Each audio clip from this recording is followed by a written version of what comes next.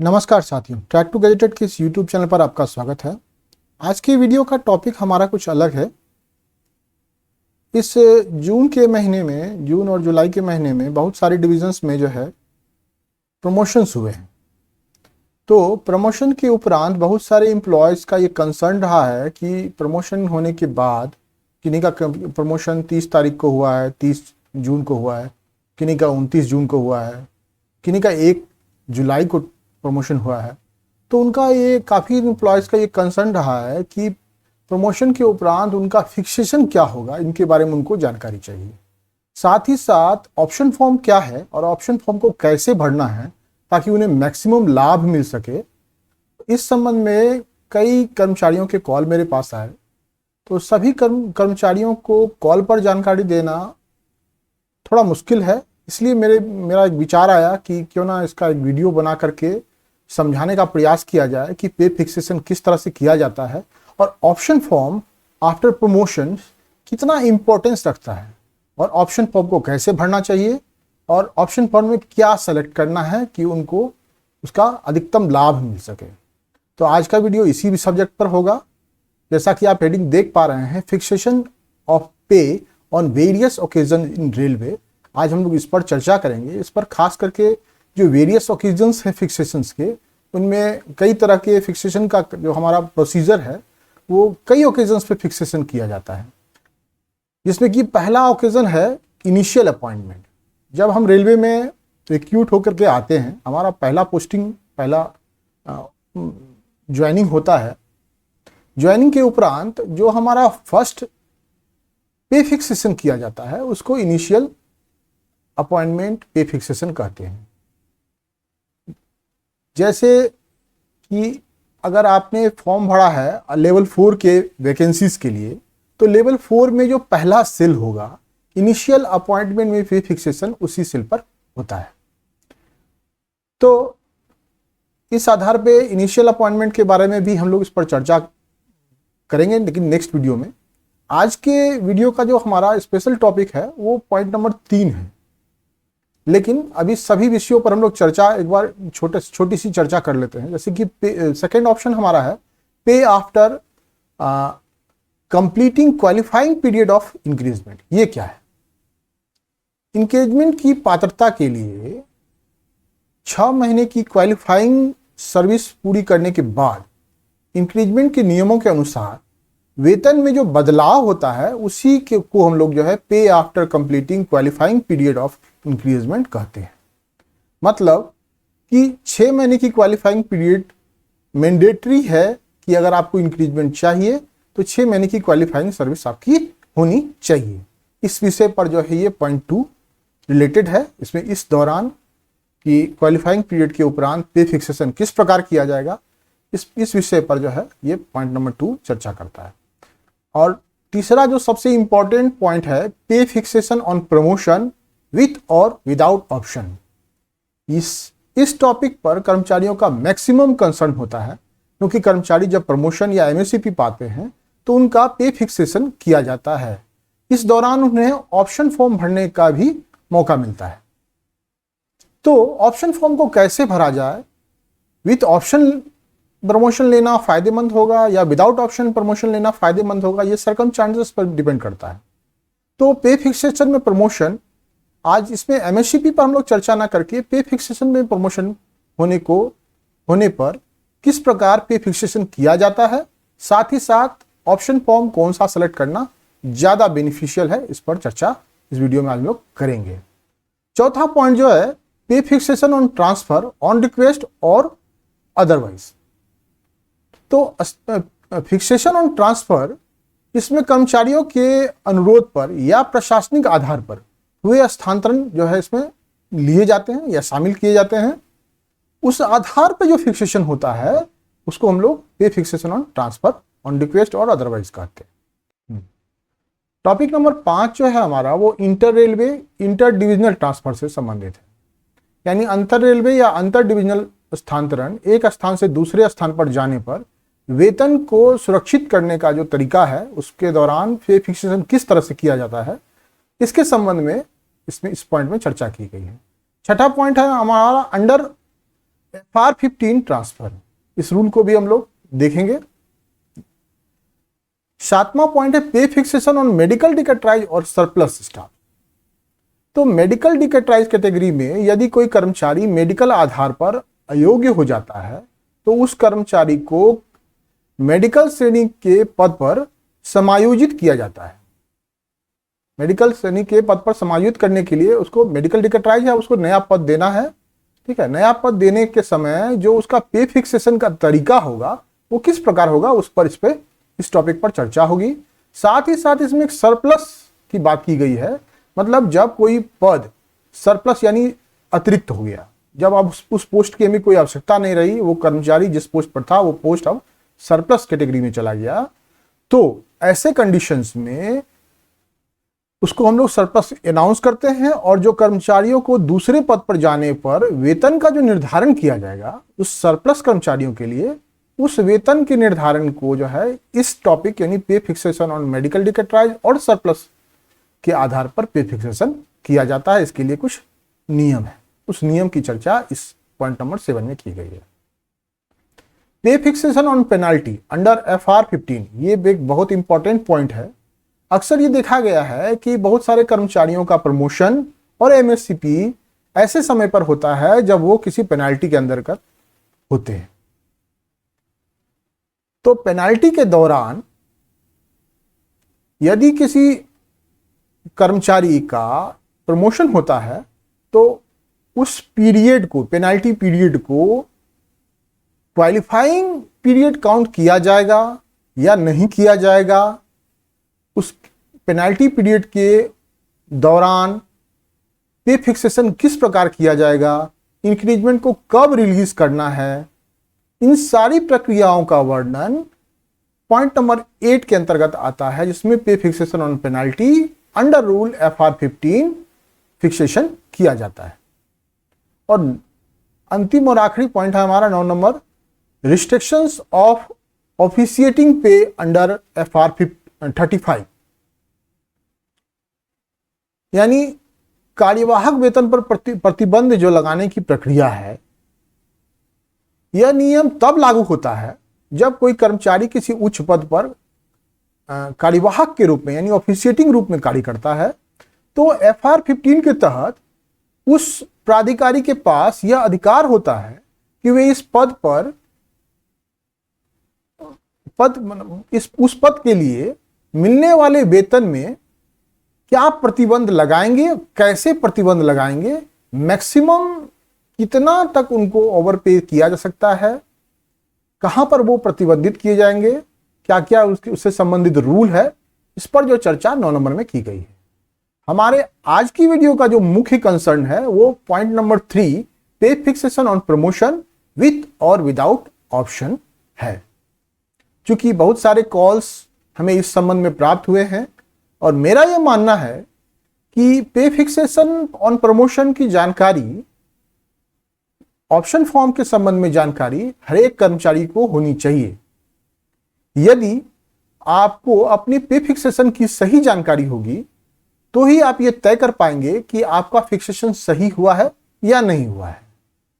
यदि सही फिक्सेशन नहीं हुआ है तो आप इस संबंध में उचित कार्रवाई करने में सक्षम हो पाएंगे,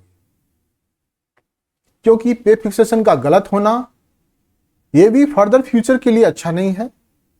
ओवर पे होना वो भी आपके रिटायरमेंट के टाइम में आपके लिए समस्या क्रिएट कर सकती है। तो इस संबंध में मेरे ख्याल से सबको जानकारी होनी चाहिए और ये बहुत मुश्किल भी नहीं है। तो आज इसी टॉपिक पर हम लोग समझने का प्रयास करेंगे कि पे fixation, circumstances on promotion with और विदाउट ऑप्शन कैसे किया जाता है। तो आइए वीडियो को शुरू करते हैं। वीडियो को शुरू करने से पहले मेरा एक छोटा सा अनुरोध है कि यदि आपने इस चैनल को सब्सक्राइब नहीं किया है तो कृपया इस चैनल को सब्सक्राइब अवश्य कर लें। आपके सब्सक्रिप्शन से हमें वीडियो बनाने की प्रेरणा मिलती है। और एक घोषणा कि जो भी इस वीडियो में मैं बताने पे फिक्सेशन से संबंधित जो मेरी जानकारी है वो आपके साथ आज शेयर करने जा रहा हूं, परंतु ये मेरा निजी इंटरप्रिटेशन है, इसको ऑफिशियल रूप से ना लिया जाए और ये केवल जानकारी हेतु है और इसका जानकारी के साथ आप इसका सही उपयोग कर सकें। आपकी जानकारी और अधिक बढ़े, एग्जाम के पर्पज से भी आपके लिए उपयोगी हो, यही मेरी कामना है। तो चलिए वीडियो को शुरू करते हैं।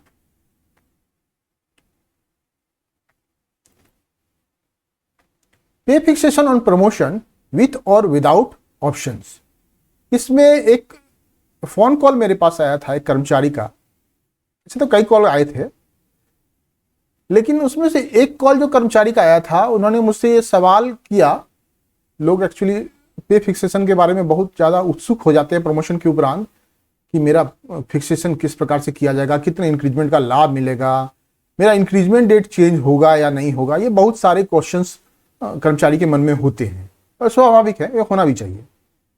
परंतु कुछ ऐसी क्वेश्चंस हैं जिसकी जानकारी अनिवार्य रूप से कर्मचारी को होनी ही चाहिए।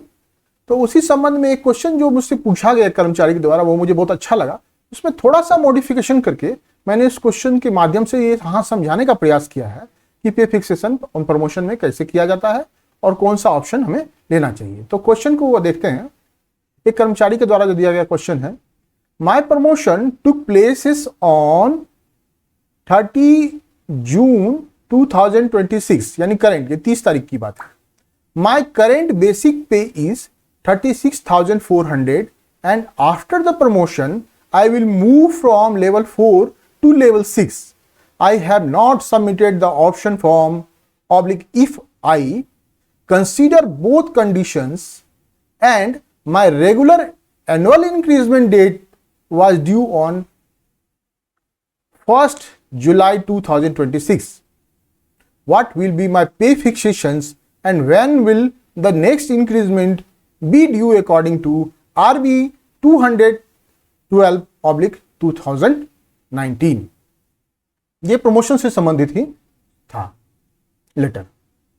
तो एक बार क्वेश्चंस को मैं हिंदी में समझा देता हूं। इनका कहने का तात्पर्य क्या है कि इस कर्मचारी का प्रमोशन जो है वो 30 तारीख को हुआ था, 30 जून की डेट में 2026 में।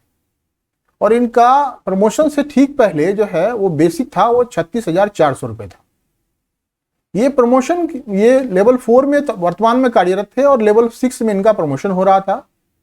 अब ये अगर ऑप्शन फॉर्म सबमिट करते हैं या नहीं करते हैं, तो इस कंडीशन में इनका बेसिक पे आफ्टर प्रमोशन क्या फिक्सेशन किया जाएगा, दोनों कंडीशंस में ऑप्शन फॉर्म सबमिट करने पर क्या फिक्सेशन होगा और बिना सबमिट किए क्या फिक्सेशन होगा। जबकि इन्होंने क्लियर बताया है कि इनका नेक्स्ट इंक्रीमेंट जो ड्यू था वो 1/7/2026 को था। अब ये जानना चाहते हैं कि इनका पे फिक्सेशन क्या होगा दोनों कंडीशन में, ऑप्शन विथ विदाउट ऑप्शन, और इनका नेक्स्ट इंक्रीमेंट कब होगा विथ ऑप्शन और विदाउट ऑप्शंस। तो इस कैलकुलेशन के माध्यम से मेरा प्रयास रहेगा कि आपको ये फिक्सेशन समझ में आए। तो चलिए एक बार इसको शुरू करते हैं। यहां इन कर्मचारी ने कहा है कि इनका प्रमोशन हुआ है 30/6/2026। तो इसको नोट डाउन कर लेते हैं। पहला ऑप्शन हम लोग लेते हैं विथ ऑप्शन, ठीक है। विथ ऑप्शन में क्या सर्कमस्टांसेस बनेंगे, क्या पे फिक्सेशन होगा, उसको देखते हैं। इनका प्रमोशन डेट है, promotion date 30/6/2026। DNI next increment date है इनका 1/7/26। चलिए, और इन्होंने क्या किया है, और पहला कंडीशन में जो हम लोग ले रहे हैं विथ ऑप्शन, विथ ऑप्शन। तो विथ ऑप्शन फॉर्म जब हम ले रहे हैं और ऑप्शन में हम लोग को सेलेक्ट करना है कौन सा, ऑप्शन नंबर 2। ऑप्शन फॉर्म मैं इंस्टाग्राम पर जो है अपलोड कर दूंगा, आप चाहें तो वहां से डाउनलोड कर सकते हैं। फिलहाल इसको समझते हैं। यदि हम प्रमोशन के उपरांत ऑप्शन फॉर्म भर के सबमिट करते हैं और ऑप्शन 2 लेते हैं, तो हमारा फिक्सेशन इस प्रकार होगा। यदि मेरा प्रमोशन डेट 30 जून 2026 को है और मेरा नेक्स्ट इंक्रीजमेंट डेट 1/7/2026 को है। सबसे पहले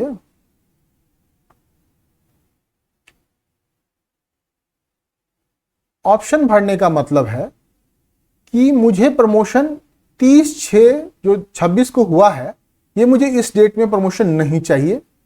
मेरा प्रमोशन नेक्स्ट इंक्रीजमेंट डेट 1/7/2026 से किया जाए। यही अनुरोध ऑप्शन फॉर्म के माध्यम से ऑप्शन 2 में हम लोग करते हैं। और अगर आप नेक्स्ट इंक्रीजमेंट डेट से अगर हम लोग प्रमोशन लेते हैं तो इसका क्या बेनिफिट होगा? इसमें दो सर्कमस्टांसेस बनते हैं। पहला कंडीशन, 1 डे पे। 1 डे पे 1 डे पे क्या है? ये 30 तारीख को जब मेरा प्रमोशन हुआ, जो 30 तारीख से 1 तारीख, एक दिन का अंतर है। ये हो सकता है 2 दिन का अंतर हो, किसी का प्रमोशन 29 तारीख को हुआ हो, किसी का 26 तारीख को हुआ हो। जितने दिन का ये डिफरेंस होगा उतने दिनों का ये फर्स्ट स्टेप में जो हमारा फिक्सेशन होगा वो उतने दिनों का होगा। यहां 1 डे का डिफरेंस है, इसलिए हम लोग 1 डे फिक्सेशन की बात कर रहे हैं। यहां जो उनका प्रेजेंट बेसिक है, उस बेसिक को मैट्रिक्स लेवल 6 में जो सेल आता है इनके बेसिक के अनुरूप, वहां पर उनके नेक्स्ट सेल में उसको शिफ्ट करके पर्टिकुलर 1 दिनों के लिए हम लोग तत्काल वहां शिफ्ट करेंगे।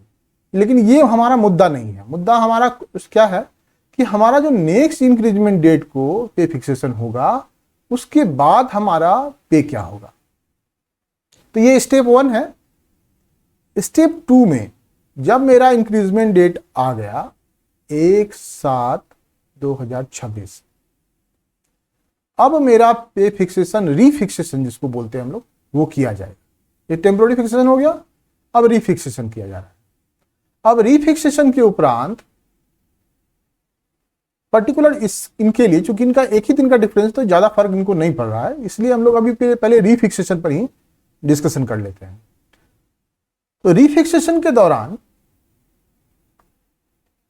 1 तारीख को जो फिक्सेशन किया जाएगा, तो सबसे पहले इनको एक रेगुलर इंक्रीजमेंट जो 1/7/2026 को इनका ड्यू था, पहले वो एक रेगुलर इंक्रीजमेंट लेवल 4 में इनको दिया जाएगा। अब जब लेवल 4 में इनको रेगुलर इंक्रीजमेंट हम लोग दे रहे हैं, तो इनका एक सेल नीचे आकर के ये हो जाएगा बेसिक 37,500, क्योंकि सेल में जो है ये 37,500 का लेवल है, 37,600 है नहीं। ये शायद सेल 13 या सेल 14 में आता हो, अब देख लेंगे हम लोग मैट्रिक्स में कितने सेल पर है। तो ये हमारा 37,500 पे एक इंक्रीजमेंट लगने वाला। अब जो दूसरा इंक्रीजमेंट इनको दिया जाएगा, ये दिया जाएगा इनको नोशियल इंक्रीजमेंट। अब ये नोशियल इंक्रीजमेंट के बाद इनका बेसिक पे हो जाएगा 3,8600। यानी इंक्रीजमेंट डेट पर जब हम इनका रीफिक्सेशन कर रहे हैं, तो सबसे पहले लेवल 4 में इनको एक इंक्रीजमेंट दिया गया जो इनका ड्यू इंक्रीजमेंट था, दूसरा इनको नोशियल इंक्रीजमेंट दिया गया, यानी टोटल 2 इंक्रीजमेंट दिए गए। अब 2 इंक्रीजमेंट के बाद जो इनका बेसिक बन रहा है, इस बेसिक को हम लोग लेवल 6 में लेकर के जाएंगे। लेवल 6 में पैरेलल में वर्टिकल लाइन में जो भी सेल इनके सामने आएगा, एज इक्वल टू सेल हम लोग इसको जो है लेवल 6 में रखने का प्रयास करेंगे।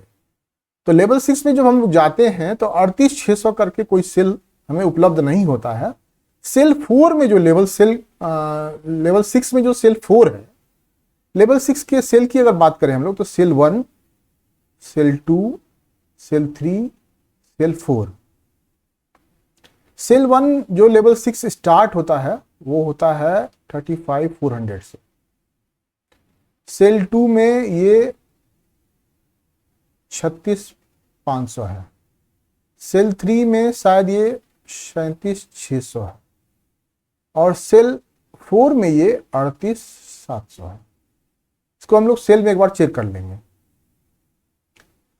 तो हमने जो यहाँ फिक्सेशन लेवल 4 में किया था 2 इंक्रीजमेंट के बाद, ये 38,600 का इनका बेसिक बना था। इसको अब हम लोग लेवल 6 में लेकर के आएंगे, तो यहाँ देखते हैं 38,600 तो है नहीं, 38,700 है। उसके ठीक पहले 37,600 है, यानी 37,600 है। तो ये कम हो जाएगा, ये हमको दे नहीं सकते, तो उनको ये सेल उनको प्रोवाइड करेंगे 38,700। यानी अब इस कर्मचारी का डेट 1/7/2026 से बेसिक पे जो होगा, बेसिक पे वो हो जाएगा 38,700 लेवल 6 में, यदि आपने ऑप्शन दिया है। ठीक है, बेसिक पे इनका हो गया 38,700 लेवल 6 में।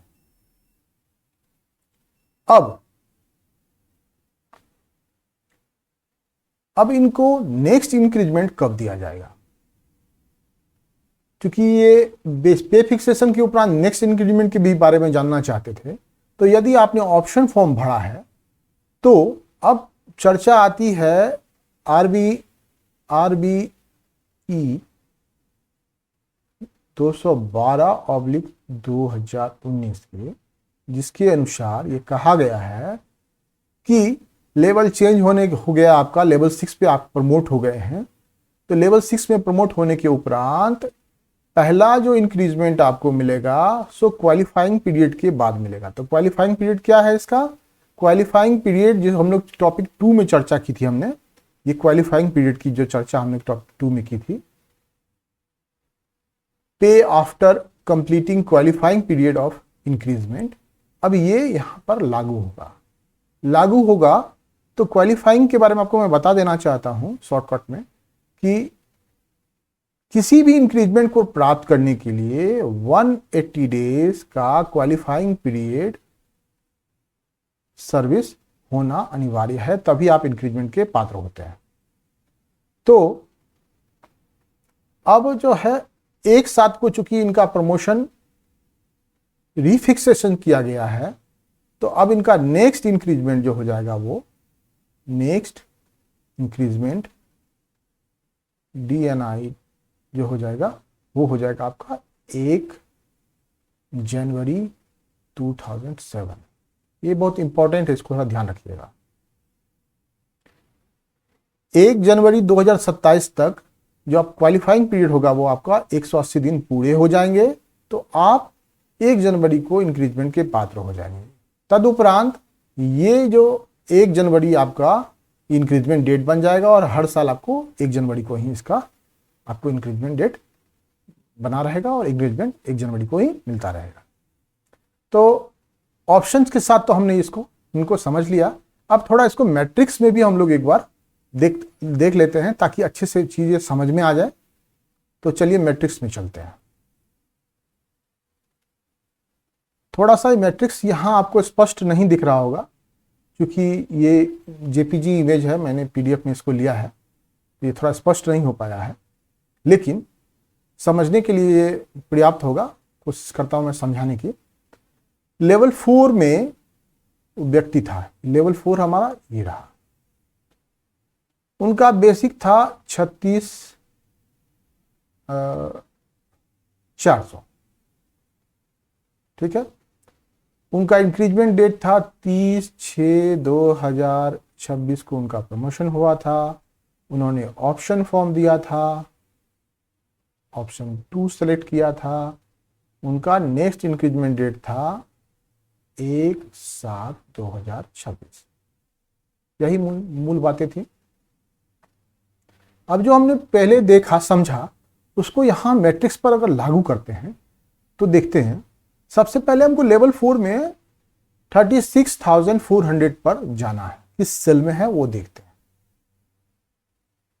36,400 ये रहा आपका ये सेल।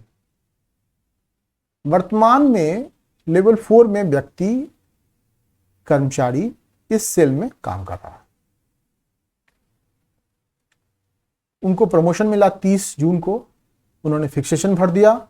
अब वो अपना इंक्रीजमेंट नेक्स्ट इंक्रीजमेंट डेट यानी 1/7/2026 से चाहते हैं। एक दिन का जो फिक्सेशन होगा वो यहां से उनको उठा करके लेवल 6 के लेवल में ले जाया जाएगा।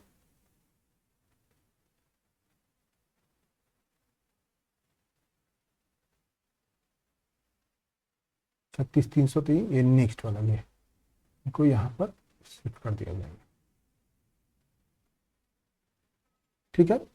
तो ये तो एक दिन का पे है। अब हम लोग बात करते हैं 1/7/2026 को क्या हो। 1/7/2026 को उनको सबसे पहले रात्रि के 12 बजे के बाद आपका इंक्रीजमेंट लागू हो जाता है, चाहे ऑफिस खुले ना खुले। उसको माना जाता है कि 30 तारीख जैसे ही आपकी कंप्लीट होती है रात के ऑट आवर के बाद, तो आपका इंक्रीजमेंट लग गया, ये माना जाता है। तो सबसे पहले उनको उनका ड्यू इंक्रीजमेंट जो एक साथ को ड्यू हो रहा है वो उनको दिया जाएगा, ये वाला। तदुपरांत एक उनको नोशियल प्रमोशनल इंक्रीजमेंट दिया जाएगा। टोटल 2 इंक्रीजमेंट उनको दिया गया। अब जो ये अमाउंट है आपका, ये अमाउंट है कितना हमारा कैलकुलेट होके आया है, ये आया है हमारा 37,500 के उपरांत 38,600। 38,600 का सेल है। अब इस 38,600 को हम लोग ले जाएंगे, 38,600 है, 38,600 को अब हम लोग ले जाएंगे लेवल 6 में। तो लेवल 6 में जब हम लेके आते हैं तो ये हमको 38,600 तो यहाँ मिल नहीं रहा है, हमको यहाँ मिल रहा है 38,700। तो हम यहाँ पर उनको ये उनका पे फिक्सेशन यहाँ कर देंगे। ये पे फिक्सेशन होने के उपरांत 1/7/2026 से इस कर्मचारी का लेवल 6 में पे हो जाएगा 38,700। ठीक है। अब इनका next increment 180 days qualifying period पूरा होने के बाद उनको एक और इंक्रीजमेंट दिया जाएगा, ये वाला। तब ये इंक्रीजमेंट मिलने के उपरांत उनका जो बेसिक होगा वो हो जाएगा 1/1/2027 को लेवल 6 में 39,900। ठीक है।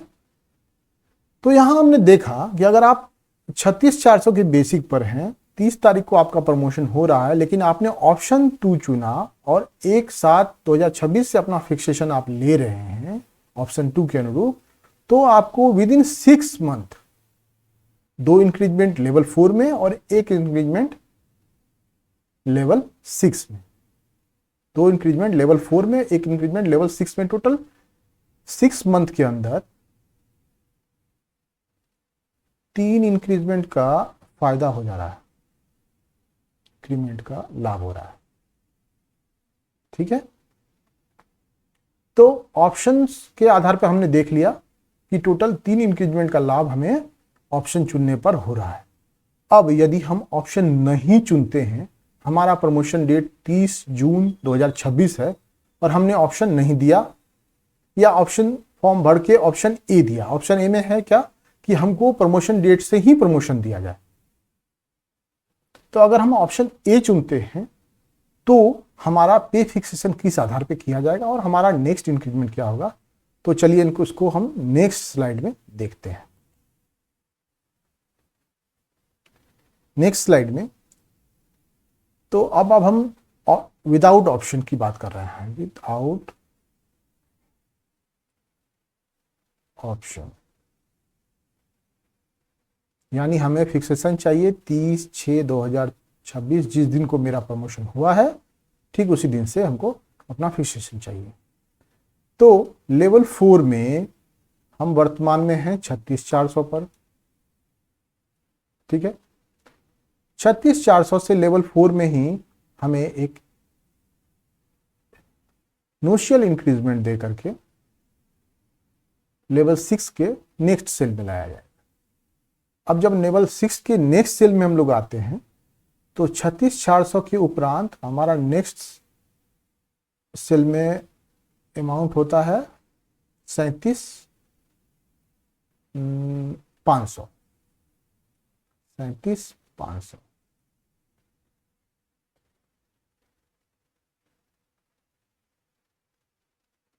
अब ये 37,500 हमारा एक इंक्रीजमेंट हुआ। अब ये कब हुआ, ये 30/6/2026 को हुआ। अब इस 37,600 को हम लोग लेकर के आएंगे लेवल 6 में। तो लेवल 6 में हमारा बेसिक हो जाएगा 37,600। ठीक है, ये हमारा फिक्सेशन हो गया ऑन डेट ऑफ 30/6/2026। ठीक है, लेवल 6 में हम आ गए, हमारा प्रमोशन फिक्सेशन हो गया, ये हमारा हो गया बेसिक। अब नेक्स्ट दिन यानी 1/7/2026 की बात हम करते हैं, जहां आपका इंक्रीजमेंट लेवल 4 में ड्यू हो रहा था। अब अगर हम यहां पहुंचने के बाद हम ये काउंट करेंगे कि यहां आपकी लेवल 6 में जो सर्विस है, लेवल 6 में जो सर्विस है केवल 1 दिन की सर्विस हो रही है, 1 डे सर्विस। और आरबीई 212/2019 के अनुसार आपकी नए लेवल में सर्विस इंक्रीजमेंट प्राप्त करने के लिए मिनिमम 180 डेज क्वालिफाइंग सर्विस होनी चाहिए। तो ये 1/7/2026 का इंक्रीजमेंट आप लॉस कर जाएंगे, ये आपको नहीं मिलेगा। आपका नेक्स्ट इंक्रीजमेंट डेट होगा नेक्स्ट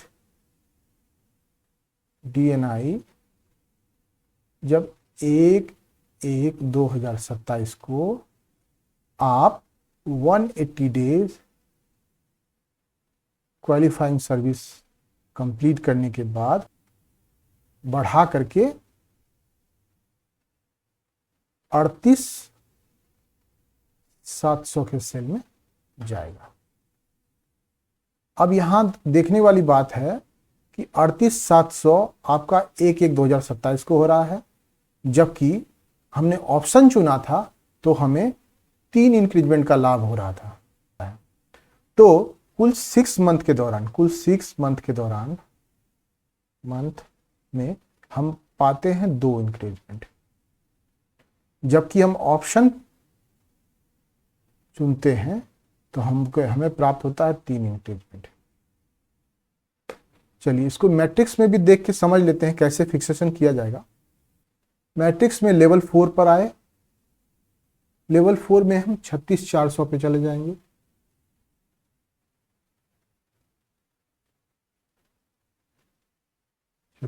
ये रहा।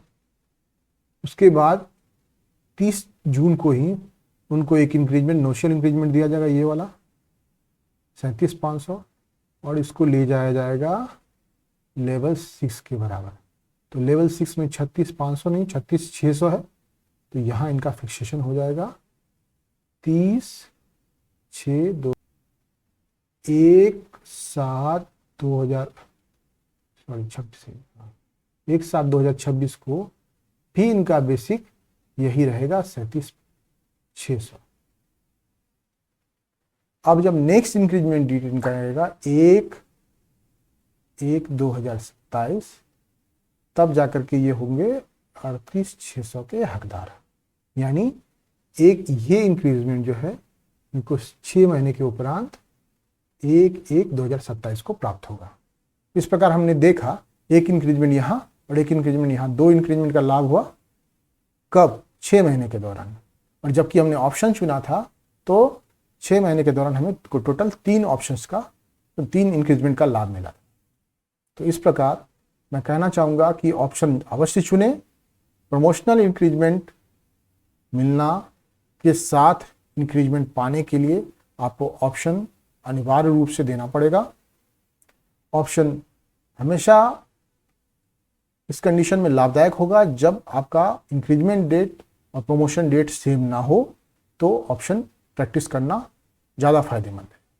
अब एक कंडीशन इसमें एक और बात आती है कि यदि आपका प्रमोशन 1/7/2026 को हुआ है, ये भी सवाल कई पूछे गए थे मुझसे कि सर अगर 1/7/2026 को ही प्रमोशन होता है तो क्या किया जाए, ऑप्शन दिया जाए या ना दिया जाए।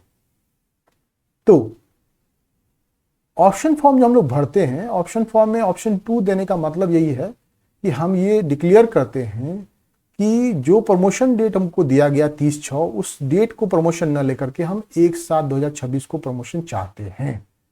तो वो फैसिलिटीज जो 1/7/2026 को प्रमोशन मिलने पर मिलनी चाहिए थी वो हमें दी जाए उसी आधार पर। तो इसका जो 1/7/2026 को जो प्रमोट करेंगे उनको 3 इंक्रीजमेंट का लाभ होगा और उन्हें किसी भी प्रकार के ऑप्शन फॉर्म सबमिट करने की आवश्यकता नहीं है। तो आपको ऑप्शन देने की आवश्यकता है ही नहीं। और आपका जो नेक्स्ट इंक्रीजमेंट डेट होगा DNI, जिनका प्रमोशन इंक्रीजमेंट डेट पर हुआ है 1/7/2026 को हुआ है, उनका नेक्स्ट इंक्रीजमेंट डेट चेंज होकर हो जाएगा 1/1/2027। यानी कुल 3 इंक्रीजमेंट का लाभ इनको भी मिलेगा without practicing the option form. तो आशा करते हैं कि आपको ये कैलकुलेशन समझ में आया होगा और आप जो है अब अपने बेसिक का कैलकुलेशन स्वयं से कर पाएंगे। तो अगर ये वीडियो उपयोगी लगा हो तो एक बार पुनः आपसे अनुरोध करते हैं कि कृपया इस चैनल को सब्सक्राइब अवश्य कर लें।